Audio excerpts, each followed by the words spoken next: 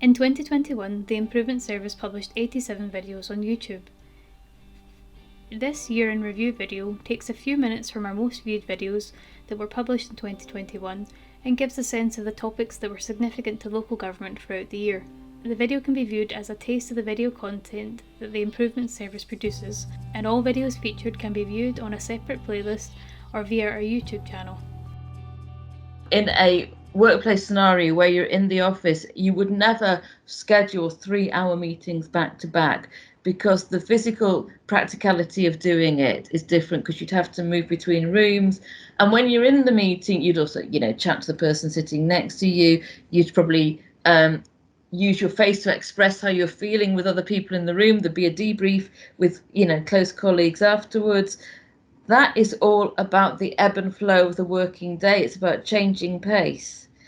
We don't have that change of pace, and many of our participants have talked about sitting in front of the computer with a sandwich, during, not actually having proper lunch breaks. And whilst that is often the case in an office scenario, at least you would probably have to walk to a cafe to buy your sandwich. Now it's, quickly make a sandwich, go back to your next meeting.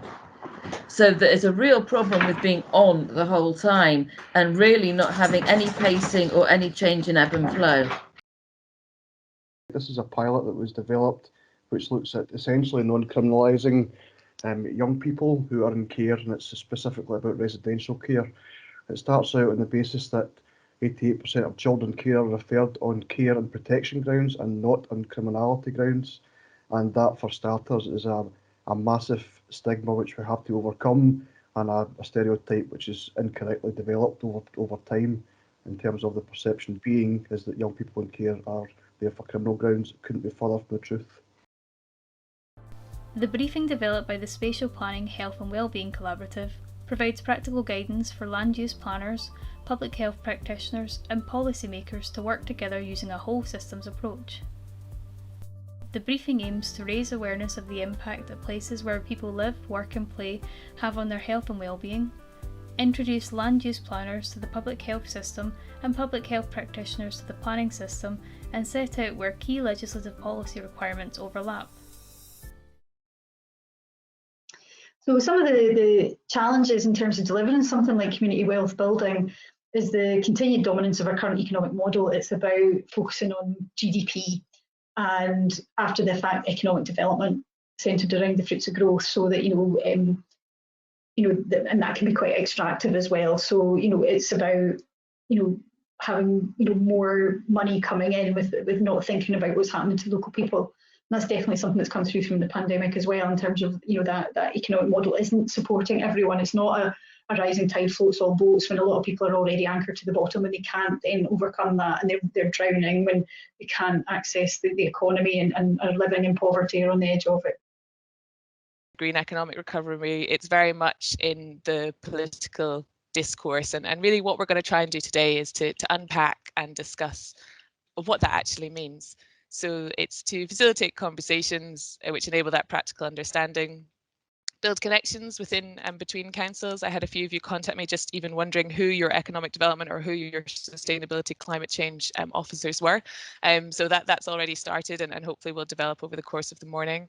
Share projects, discuss ways to overcome barriers. And I think as well to raise awareness of the roles of our organisations in providing advice and support. It's really important we don't get hung up with the distance, because the most important aspect is that image on the right hand side. A 20-minute neighbourhood and how far you can go in 20 minutes, we all know will be different depending on which of those people you are in that image. And so we have to think about what is accessible across all different population groups. So really, for myself, when we come down to it, it's about access to daily services and amenities without requiring a car. And that access to daily services and amenities needs to be considered in the light of all of those different population groups that exist.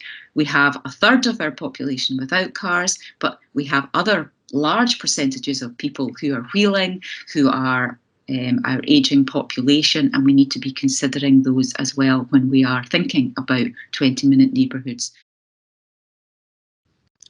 What that means, if there's no sort of standardisation to the way we're collecting data, is the majority of it is often unstructured. And this is a slide from a Gartner presentation. They did a survey a year or two ago that showed 80% of the data that most organizations collect is in this sort of unstructured form. And that really impacts us when we're talking about productivity and efficiencies and that sort of thing.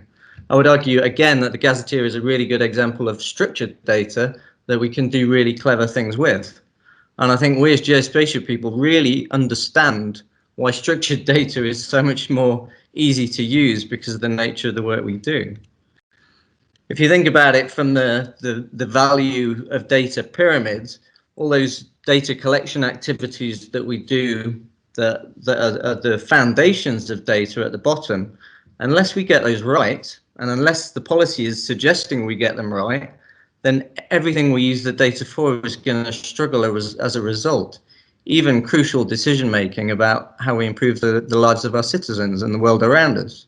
So we need to start really addressing these things. And population projections, what we mean there is estimates of future population size broken down usually by age and by sex. And a point I'll say now, and I'll repeat again, these are not forecasts.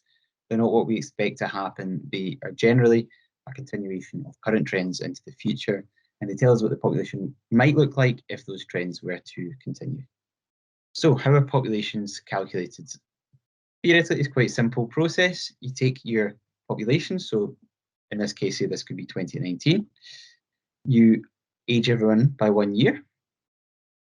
You add in all the births, and you take out all the deaths.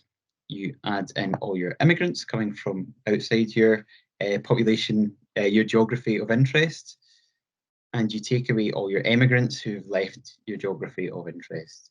And you repeat this process again and again until you get to your target year.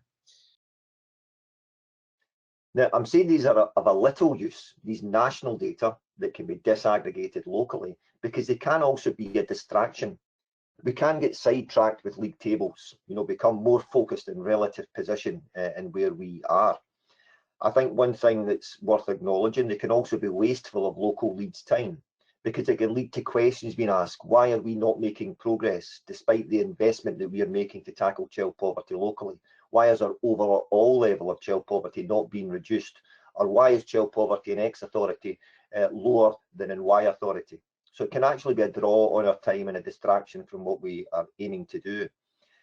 And I think the important point there is, of course, it can be a misleading evidence of local impact. Now, it's a harsh lesson, but I think it's important that we acknowledge that our control over child poverty locally is limited. We still have no control locally over national taxation. We have no control locally over welfare benefits and the level at which they are remunerated.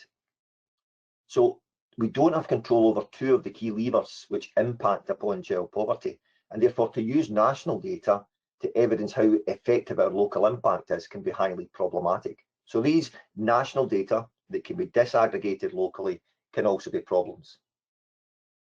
So the idea behind the Change Managers Toolkit series is really just to provide you with a toolkit that you can dip in and out of. You can listen to topics that you're interested in, and you can pick up at any point, at a time that is actually convenient for you. It could be that it's a new topic that you haven't really experienced before, or maybe you just want a quick refresh. So over the weeks, we will be sharing a selection of short videos and guides. Some examples of the topics that we'll be covering are setting project scope, writing smart objectives, carrying out options appraisal for a project, or project planning. We hope you have found this video interesting. The Improvement Service frequently posts new content on our YouTube channel, including recordings from conferences, workshops and webinars, case studies and thought pieces, explainer videos and walkthrough tutorials. Visit and subscribe to our YouTube channel.